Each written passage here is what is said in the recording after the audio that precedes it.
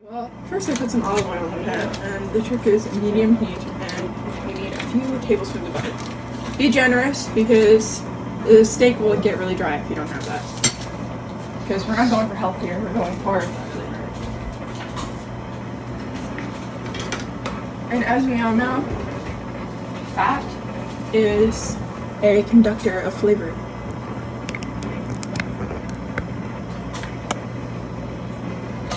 So we're just gonna let that melt. And the mixture of the olive oil and the butter is better because the butter is stable at high temperatures, but the olive oil has more of like a nutty flavor. And if you just use just butter, it'll like taste too greasy. You wanna get the hard shell off, which can be difficult.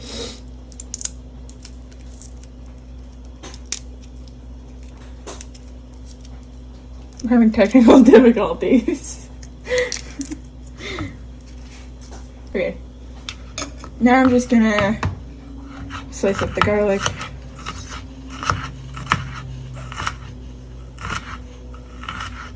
In kind of a crude fashion. Try and get some medium-sized chunks going on here.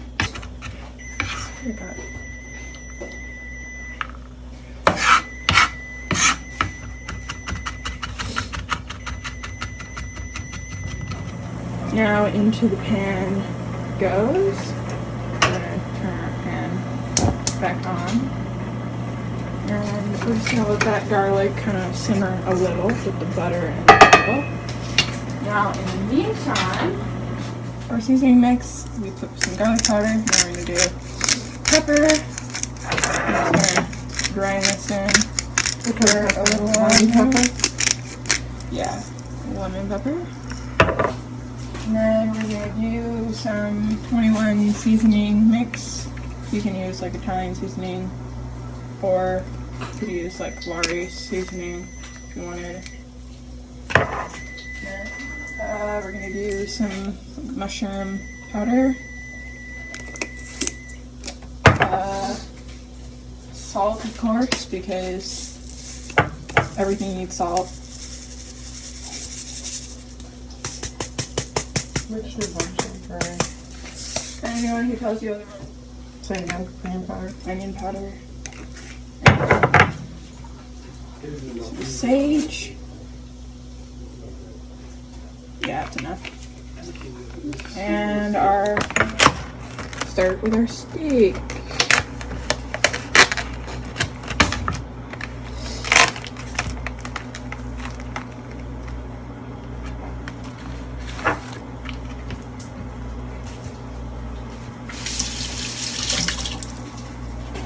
Ooh, it smells good.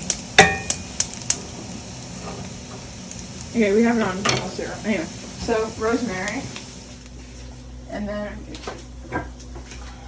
for our steak, we put some olive oil in it just to give it a little bit of a slick.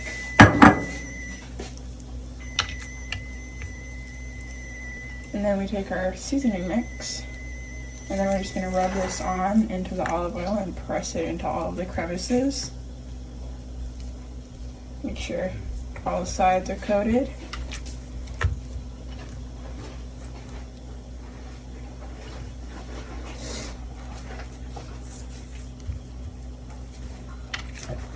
Olive oil on both sides. Seasoning mix on both sides.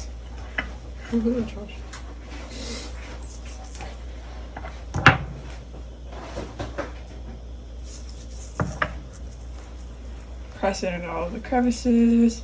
Make sure the meat is warmed up a little by your hands. That helps. And the rub is done. Now coming back to our pan, our garlic is sufficiently brown. And we're bubbling, so we're going to put our steaks on. Now, most important part, you want to hear a little bit of a sizzle. Not too loud of a sizzle, just a little bit of a sizzle. I'm going to place that on gently. Place them both as close to the middle as you possibly can get them. And then you're gonna let that go for 5 minutes on each side, and then you're gonna just brown up the sides to make it look pretty. Back in 5 minutes. The most important thing with a steak is don't touch it. Just let it go its amount of minutes on each side. Just make sure they're even, because you want that strip of rareness to be right in the middle. You want it to be close to the top or close to the bottom. So, don't squeeze it. Don't, make any of the juice come out. Don't try and melt the fat. Just leave it alone. Except for unless you're doing a ribeye, in which case you want to melt that side fat. But for filet mignon, just leave it, because it's already a really tender cut of meat and it's already kind of lean, so you just want to leave it.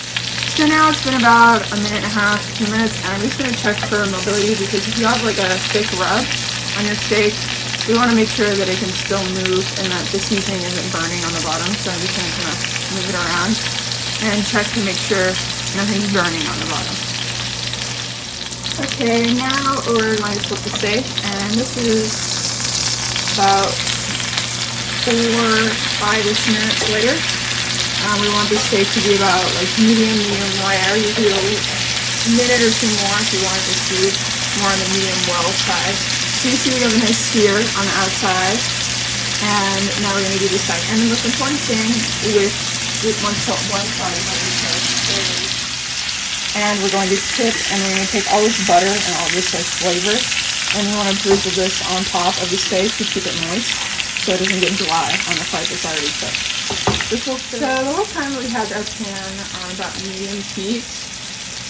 For a rarer cook on the steak, you could do a higher temperature so you can sear the outside faster. And if you like the steak a little bit more well done, you can do a lower temperature for a longer period of time. In another 4-ish minutes, so now we're just going to make the steak look nice on the outside. So I like my steak to be brown all the way on the outside. This is just a personal preference thing, like it doesn't cook the steak really anymore. I'm just trying to sear the outside and get that pink to go away. So you can just do that for like 30 seconds to a minute around the corner.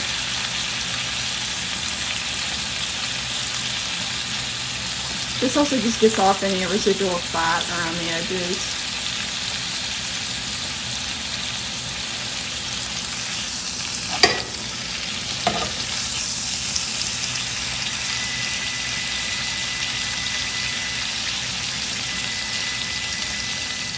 Now we're going to take off the heat, and I'm just going to transfer the steak over to a plate so they don't cook anymore. By the way, I'm using a cast iron skillet because they hold a little bit more flavor. Now the last thing I'm going to do is I'm going to take some of the flavor out of this pan and just baste it on top of the steaks to keep them moist, and then leave some of it in the pan so we can cook some vegetables in there. So you're going to want to tip it so we can get all the butter to like pool over, and then all of the spices will kind of float to the top.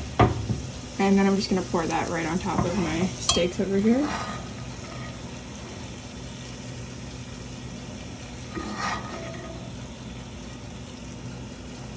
And then you're going to want to leave your steaks to rest about 10 to 15 minutes covered with tinfoil, so then all the juices and all the blood won't come out when you try to cook. Now I'm going to add some mushrooms into the pan, and since we already have like a really good flavor profile happening here, we're going to have a lot of good flavor going on. So turn the pan to like medium-high heat and add the halved mushrooms.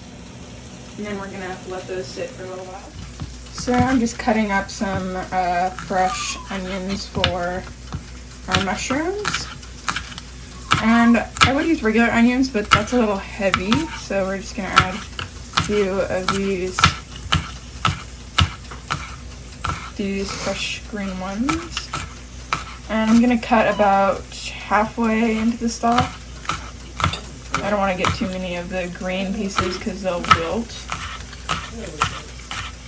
We'll go to about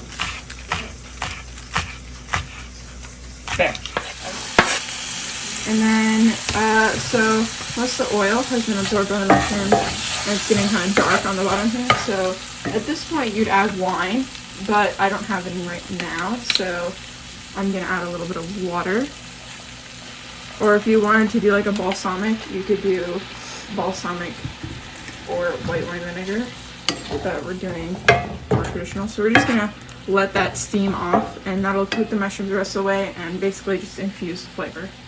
Now the mushrooms have been simmering for a little while, so we're gonna throw in some broccoli, and there's still a little bit of like our broth at the bottom, and we're just gonna cover this, and that'll finish off the mushrooms and steam the broccoli, and then we'll have a side dish.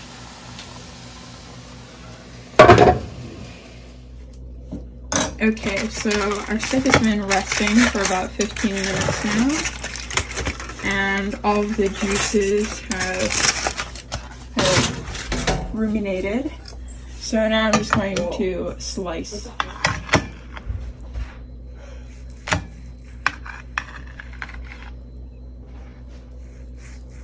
So we have a super even medium rare on this one. And the other one's a little bit thinner, so I'm assuming it's going to be more closer to medium.